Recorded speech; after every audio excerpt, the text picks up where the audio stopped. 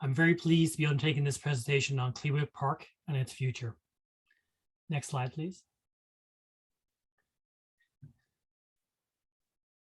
This is an outline of the presentation that we will be given tonight. We'll go over the history of Klee Park, the purpose of the engagement, and how to share your input. Next slide, please. Next slide, please. Next slide, Ian. Struggle. Right there. Thank you. History of Klee Park.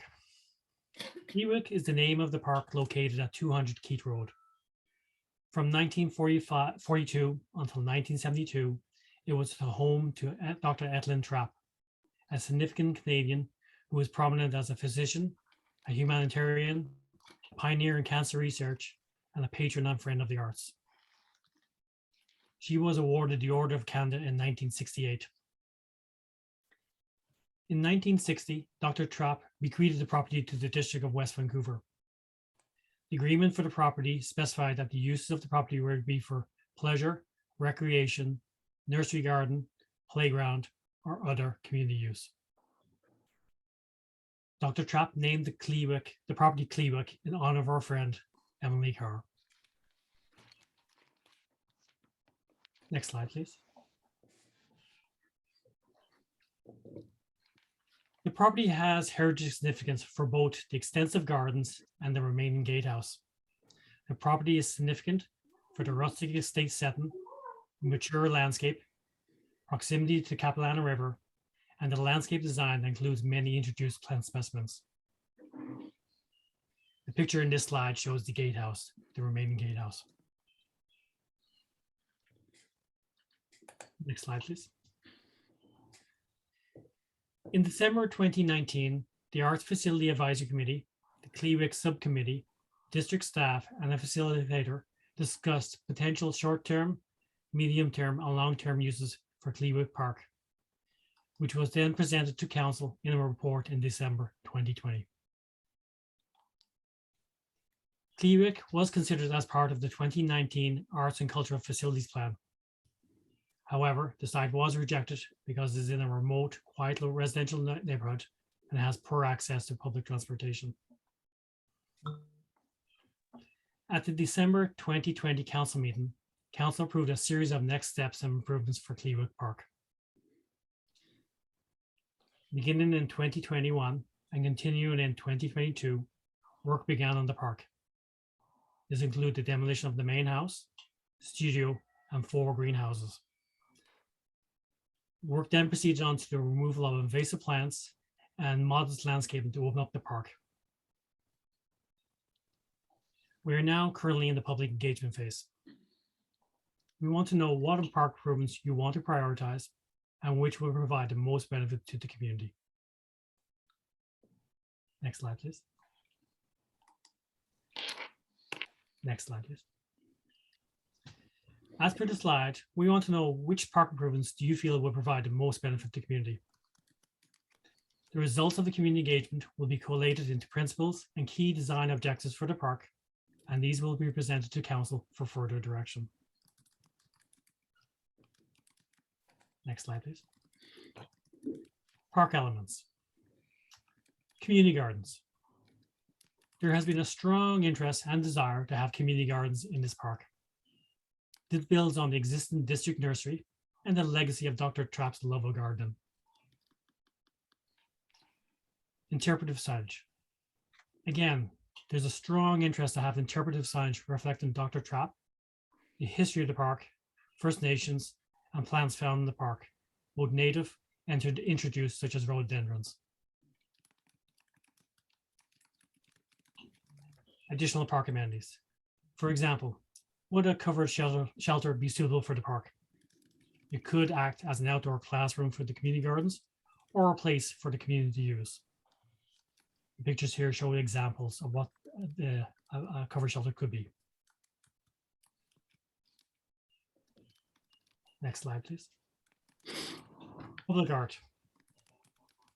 Again, this park could be a great location for public art. For example, the park could be designed to have a series of garden rooms. Garden rooms are rooms that will be created through vegetation and landscaping, and they would be outdoor rooms. And each room could have an art piece, and these rooms could be connected by trails or pathways. This again would build on the existing garden plans from Dr. Trapp and her love of gardening, and it would build on the beauty of this park. The gatehouse. The district has engaged with Donald Luxon. He is a specialist or an expert in assessing heritage buildings in Metro Vancouver. He has determined that the original gatehouse has heritage value. It is quite small. We're now asking what this house could be used for. Example to range from a small meeting room, a small office, maybe for community gardens or community gardens association, or even a washroom. Again, we're looking for input on this. Next slide, please. So this is the site map, and I'm actually going to turn over to Ian Harris, our Parks Plan and Development Manager. We'll walk you through the site map, and we'll walk you through some of the features and some of the features that we've identified as staff that could be maybe modified. Over to you, Ian.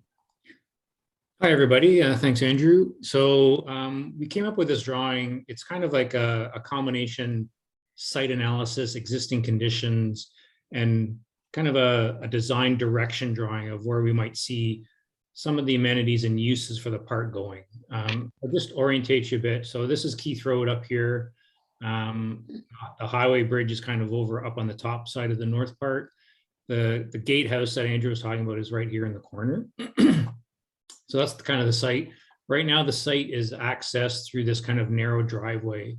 It was really meant as a driveway to access the houses that are on the site. So it's a narrow kind of one-lane driveway that comes into the site and continues all the way to the back of the site into this kind of circular asphalt area. So one of the things we're looking at is because we're going to hopefully get more activity at the park and more people at the park, we didn't see this access point into the park as ideal, only because it is so narrow. It's really meant as a one-way driveway, if you will, into the site. So we're looking at changing the main entrance into more of a central location of the park. So the main entrance would come in more centrally. This would give you a couple of better options. Of course, we could make it wider, more of a two-lane in and out. It has better sight lines when you come out onto Keith. This entrance is kind of right on the curve of Keith, so it's a bit of a bad sight line in. So this one kind of brings you mid-block of the street and gives you better sight lines. And it gets this more of a central location into the site. So some of the areas we've kind of outlined in this map, we still want to use the site as it currently gets used for our district nursery operations. So we do use the site to kind of stage some of our plant material on the site. We don't really grow anything. It's just more of a staging area. And then we want to keep a couple of the greenhouses as well, also to kind of keep that planting staging area active. It's a very important use for us. And one we don't want to see gone. And it kind of fits into that community gardens kind of aspect of the park, if you will. So we see kind of a main entrance into the park. We want to bring some parking into the park to get the parking off the street. So we're talking about a small parking lot area. And this is where we kind of thought would be a good spot for the community gardens in this area. So we saw the park almost in two kind of sections, if you will, kind of an upper section, a lower section, where the upper section is more the active part of the park, where it's our nursery operations, it has parking, it has community gardens. And the bottom half of the park would be more of that passive park area. We want to really kind of augment and highlight the quite stunning and beautiful plant material that we have there. There's some of the rhododendron azaleas in this area, very, very old, very beautiful. We want to kind of enhance those and bring them back up and as a really feature of the park. So we kind of envision some very small gravel paths that kind of weave their way through the park, bring you into different garden rooms, if you will, that you can experience different things as you kind of meander through the park. And possibly a picnic shelter that Andrew talked about could be located in this area. So we'd probably keep this existing laneway in more as a pedestrian circulation. Like it is still a good path, it's hard. So we could capitalize on that and use it as pedestrian circulation. Also, we'd still need it for our maintenance vehicles as a maintenance access to get into the park. And we also have this kind of hedge right now that subdivides these two sections of the park we talked about. We've removed some of it just to kind of open sight lines, and we're looking at possibly removing that. It's a cedar hedge, just to kind of open up that sight line and make the park more connected, if you will, visually. We see the park as having two different functions, north and south, but we still want to have that visual connection with the north and south area. So that kind of is in a nutshell is how far we've gotten with the park so far. As Andrew mentioned, we're kind of looking at what people think of this direction and where we're going with the park. And we want to see, like, how would you use the park, and how do you use it now if you go there? And what amenities would bring you more to that park and would attract you to the park? Thanks, Andrew. Oh, you're muted, Andrew. Thank you, Ian. And next slide, please. So how to share your input? Well, take the survey. We're asking everybody to take the survey. We're very pleased that you're here tonight to watch this presentation and to engage with us.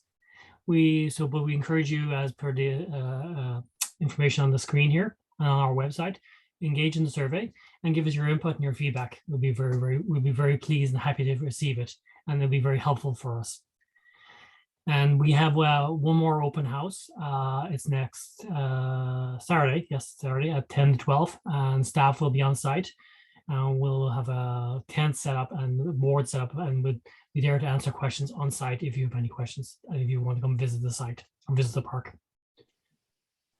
Okay, thank you. And next slide. That's it. Thank you very much.